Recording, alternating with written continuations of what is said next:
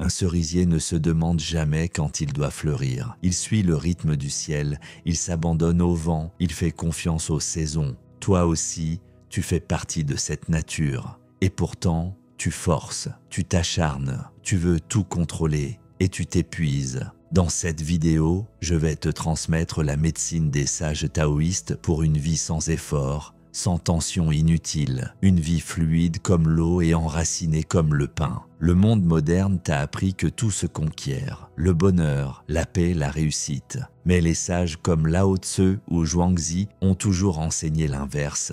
Lorsque tu cesses de lutter, le Tao agit à travers toi.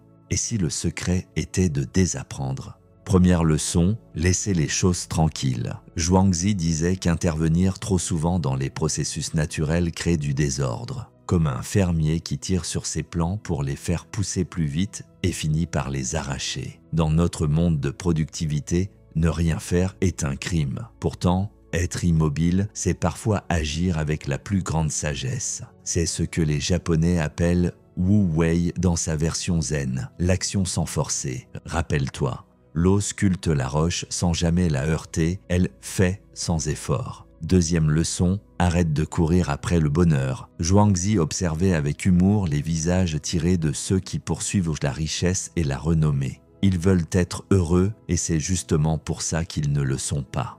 Tu crois chercher le bonheur, en vérité tu fuis l'inconfort du moment présent. Et plus tu fuis, plus tu t'éloignes. Lao Tzu disait: le contentement est le trésor de celui qui sait s'arrêter. Le bonheur n'est pas un endroit à atteindre, c'est ce qui reste quand tu arrêtes de courir. Troisième leçon, voir le vide. Liesi nous enseigne que la plupart des louanges et des quêtes sociales sont vides de sens. Un modèle Instagram reçoit des louanges pour ses gènes, pour des standards qu'il n'a pas choisis. Où est le mérite? Ce que l'on nous applaudit ne nous appartient pas vraiment. Ce que l'on désire n'a pas de substance. Ce que l'on craint n'existe pas encore. Le zen enseigne aussi le mérite du vide, faire le vide pour laisser passer la lumière. C'est cela l'esprit du sabre chez les samouraïs.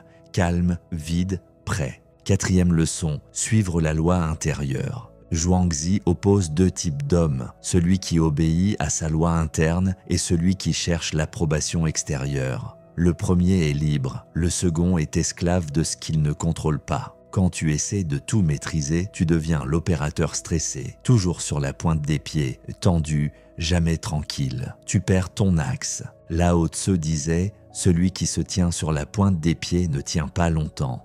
Reviens en toi, calme-toi, redeviens l'homme du centre.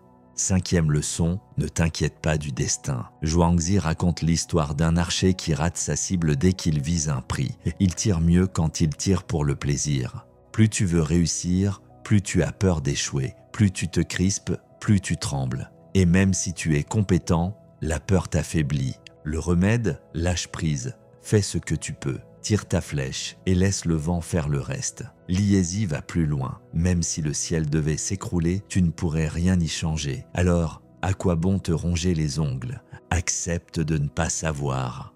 Accepte de ne pas tout maîtriser. Accepte le destin.